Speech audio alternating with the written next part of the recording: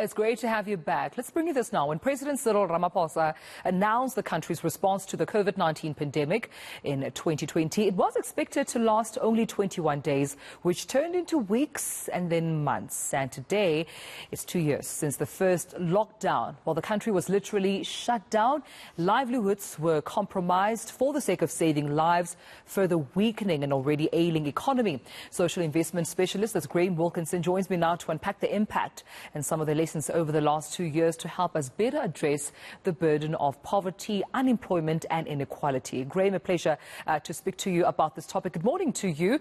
I just had a conversation with the DDG around, the inequalities that were placed on the spotlight in South Africa, particularly on, the health system due to COVID-19. We knew there were inequalities in the country, reports suggesting that South Africa is one of the most unequal, countries in the entire world. But how much and how severe did we see these inequalities, examples of them socially in the past 2 years, do you think? Well, thanks very much for this opportunity and good morning to you and to all of your viewers. We saw them in so many different ways. It's been a very interesting 2 years. What we do at Chikululi Social Investments is help our clients, who are quite a variety of different kinds of social investors, including philanthropists, community development foundations, and quite a few corporate foundations. And it was quite amazing to see how this sector rallied around the national effort to respond to the COVID-19 pandemic and the lockdown and all the things that resulted from that. Yeah. And with that being said, what we have seen on the ground is that South Africans.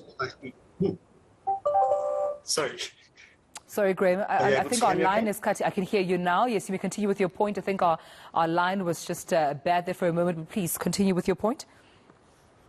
Super. Yes, we have seen that South African society at many different levels has been confronted with what we would be terming almost a double whammy, where there was a reduction in the resources available to respond to the disaster, and yet the disaster itself was placing additional demands on us as society.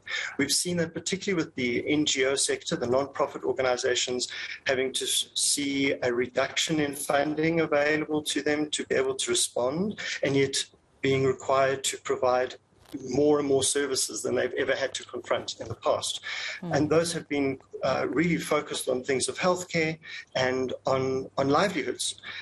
So people have been confronted with, even those who are already facing daily challenges of being able to access food during the pandemic, that became a real existential threat. And so the need for food relief and being able to provide a stopgap, especially during the hard lockdown. But we've seen coming out of all of these challenges that we faced, those fault lines in society that pre-existed COVID really began to show, and things like mental health, gender-based violence. These are issues that, as a country, we've had to confront and face head-on during the last 2 years. Yeah, and Graeme, what are the lessons moving forward? Because the impact hasn't felt. Surely there are lessons learned, or at least still learning. When we talk about 3.8 million COVID cases recorded, or at least that number being over that, over 99,000 deaths also recorded in the country. Surely there are lessons that we can use to pave the way forward socially in the country. Absolutely, and one of the main things we need to remember is we've been confronted with a number of pandemics simultaneously, and how we build our resilience as a community, as a society, as a nation state. We really need to be much more focused on things like our unemployment rate.